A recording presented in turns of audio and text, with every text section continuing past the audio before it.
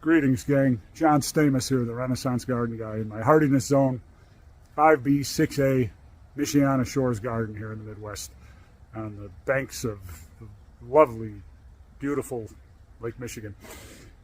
Today we're going to talk about hard pruning. Now, I'd written an article on the Renaissance Garden Guy website called The Way to Prune and Deadhead Roses During the Growing Season, or How I Beat My Rose Bushes into Submission.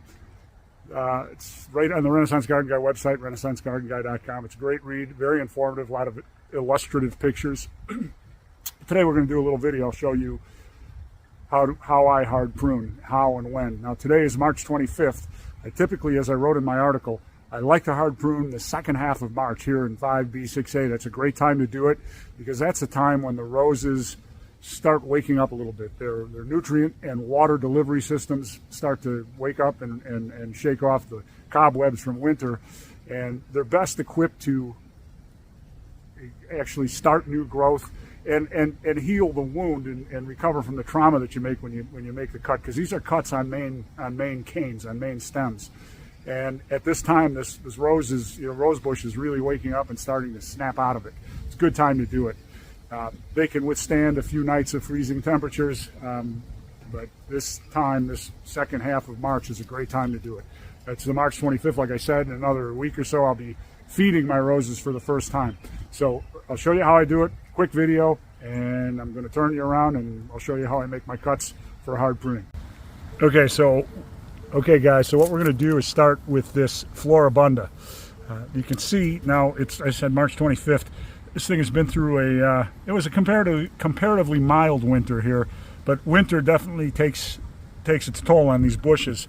So I typically, my typical method of procedure on hard pruning is I'll look for, I mean, you can go anywhere. You can take, a third up to, I take sometimes 3/4 or more of the overall height of the bush off when I hard prune. Sometimes I do a regular hard prune, maybe take half off, or a little more, and sometimes I do kind of alternate every other year. Do an extremely hard prune where I'll go all the way, take more than 3/4 of the bush off, go almost all the way down to the bottom of the bush. But you'll see right here where I'm pointing, see this? There's a little node. So you can see this node right here. That node is pointing outward. There's already some new growth coming here. That's a great spot to make the cut, maybe 3/8 of an inch, half inch, an inch above that. About maybe right here. I always make my cuts at a 45-degree angle. They heat the wound heals faster that way. And another guide you can use, you'll see, if you look at this particular cane, you see how it's green down here, but as we go up, it's blackened. This is pretty much dead growth.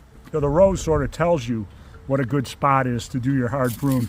Now I'm going to go a little bit further down because I want to use this. You can see it here.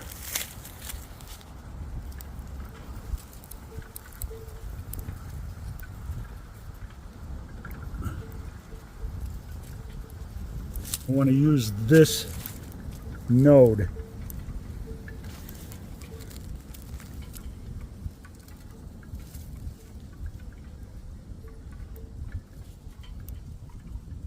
Right there. I'm going to cut right above that node, and that's going to allow it. And you notice that this node is outward facing. It's facing out, away from the bush. Away from the bush. And the reason for making a cut there is because the node, that growth will grow outward, and it'll ultimately result in a sort of a bushier, see that? Growing outward. So I'm going to make my cut right there. Right above that node, the outward facing node. And I'm cutting at a 45-degree angle, and here we go. Done. Now you see, outward facing node, 45-degree angle cut.